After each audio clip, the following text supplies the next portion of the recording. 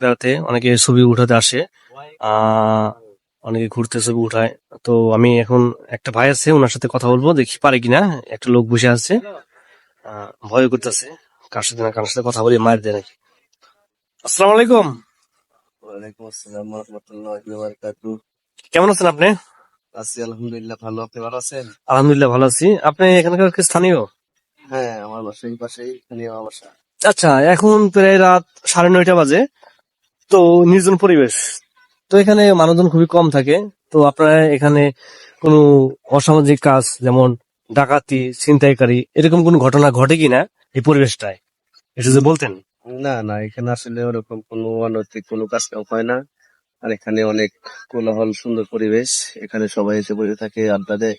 এখানে দেখেন না, ওই যে পাশে যে গার্লফ্রেন্ড বয়ফ্রেন্ড বসে আছে রাত্রে 10টা 11টা 12 পর্যন্ত অনেকে বসে থাকে।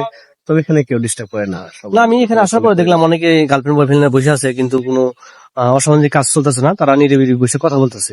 এখানে কোনো টহল পুলিশ আছে? যেমন আমি যদি কোনো একটা প্রবলেম পড়ি, আমি কাউকে হেল্প চাবো, এরকম কোনো পুলিশ বা সিকিউরিটি এরকম কি এখানে হ্যাঁ আছে হ্যাঁ, কিনা? অবশ্যই আছে। এখানে মনে করেন যে রাত্রে সারা রাত্রি পুলিশ টহল দেয়।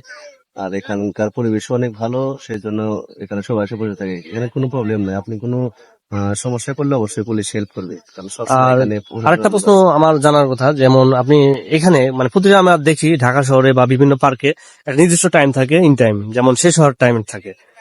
তো এখানে এখন রাত 9:30 বাজে, তো অনেক মানুষ আসে যায়। তো এরপরে কি এখানে কোনো টাইম আছে, নির্দিষ্ট টাইম, এই টাইমের পরে এখানে আসা যাবে না বা আসা নিষেধ, এরকম কোনো টাইম জারি আছে এখানে? এখানে এমনি বিশেষ বিশেষ দিনে এখানে প্রশাসনের লোক এসে বলে যে এখানে এত রাত করো না, সমস্যা হবে।